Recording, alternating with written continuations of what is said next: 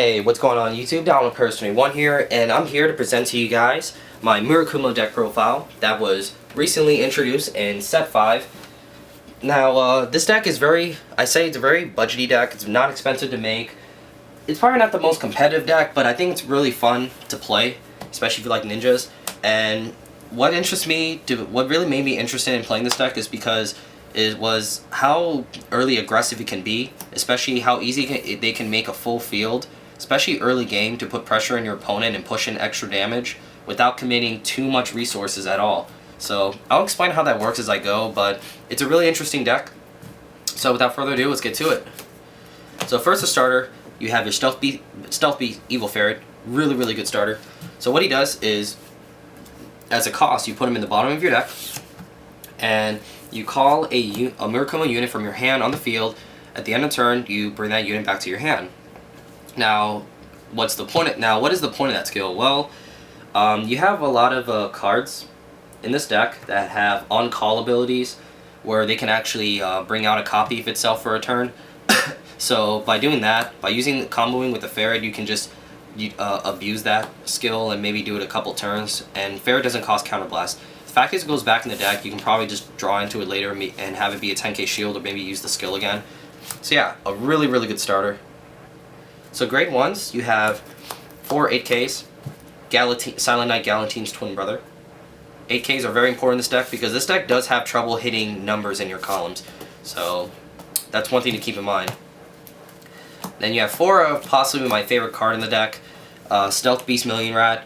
So he has that on-call skill where he can, when he's placed on Vanguard or Rearguard, Counterblast 1, bring out a copy of himself. So if you have 2 Counterblasts, for instance, you Counterblast 1 for him, bring out another one for the turn. At the end of the turn, they go into the bottom of the deck. So yes, combo with Evil Ferret, you Shadow Clone Jutsu. Get a full field this early while only committing 1 card, and then you get it back to your hand so you can just do it again. So that's pretty good.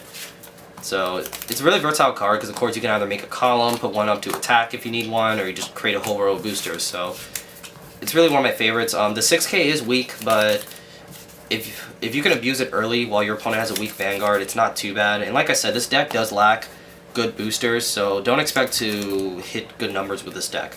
Instead, I just focus on the fact that it can be very aggressive early while your opponent has a weaker Vanguard. Then you have 4 perfect guards, just for the fact that you usually don't commit too many resources when playing aggressive, and you really want them against cross rides because Overlord the End's a pain to deal with. And then you have 3 Stealth Beast Turbulence Edge, or Stealth Dragon Turbulence Edge. Just whenever he hits, check the top 5 cards of your deck. If you have a Mandala Lord in it, add it to your hand. So it's going to be the exact clone of the Beast Deity Nova Grapplers, which allow you to search and such. I really don't like those cards, but this card can work in the deck just to help get the Mandala Lords, and there's really nothing else good. Because there's also a 10k Vanguard booster that becomes a 10k booster when you have more cards in your hand than your opponent, but that never goes off, and it's still a 6k, so I think this is a better card to open with.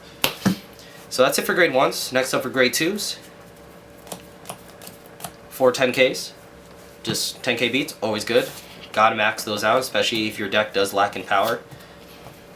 You have 3 Midnight Crow, so it has the same skill as the Million Rat, where it can just shadow clone a copy of itself. You only need 3, just because 4 would be too much, because I don't look to abuse this card. It's just like I take advantage of this card if I draw into him. So it's just fine. The problem is he's 8k, because the highest he can go is 16, which is okay. Obviously backed by an 8k, but if you're taking out cross rides, it still sucks.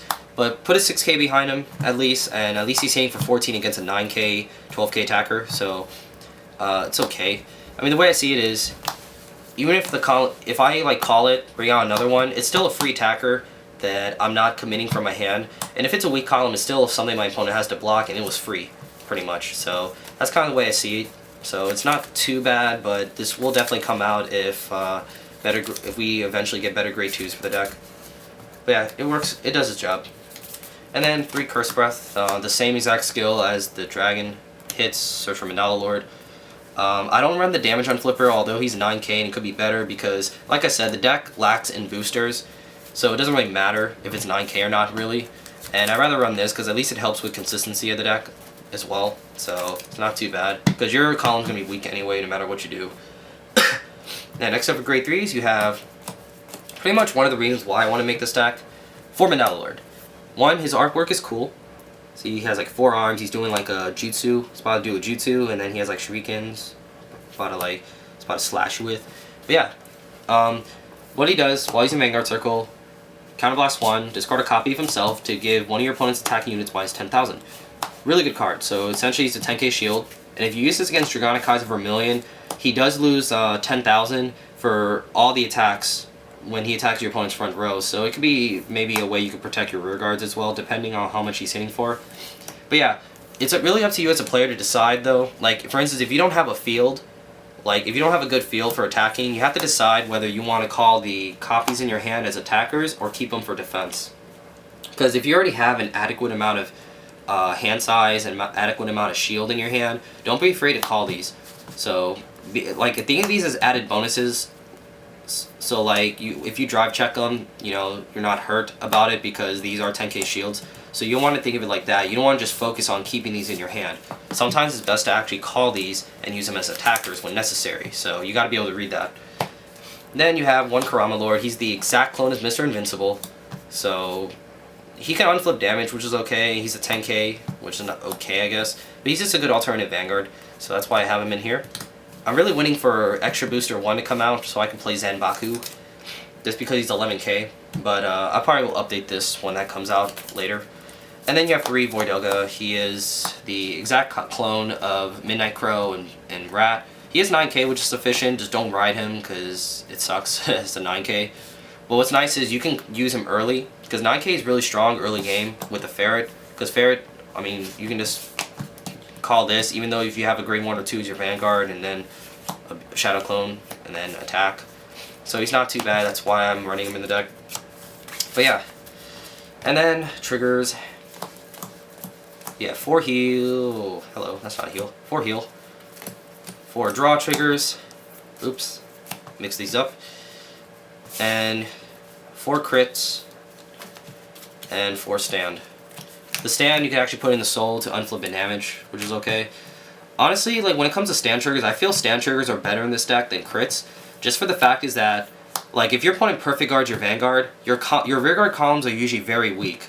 So even if you put a critical trigger on your columns, a lot of the times my opponent will just drop a 10, which is still enough to block it even with the trigger.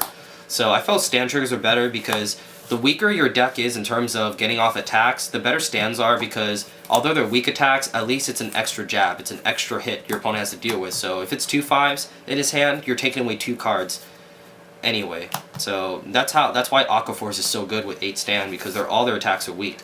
So I really wish that maybe we could have got, like, I honestly would run 8 stands in this deck, probably, if I had the chance, but I feel stands are better than crits in this deck. So yeah. There you have it, guys. That is my deck profile for Murakumo Shadow Clone Jutsu. So yeah, it's a really fun deck to play. I think, honestly, I committed maybe about $60 or less, including the perfect guards, as long as you find some good prices on eBay to make the whole deck, including my double sleeves. So yeah, definitely wait till Sep 9. And this deck will definitely be pretty good, especially with the rod chain, but that'll be for another video. But yeah, other than that, guys, be sure to give a thumbs up to this video if you like what you saw. Be sure to leave a comment down below, perhaps with any suggestions of any matchups you want to see me have this deck play against. And be sure to subscribe to my channel for more Vanguard content. Well, other than that, guys, thank you guys for watching, and I'll see you guys next time.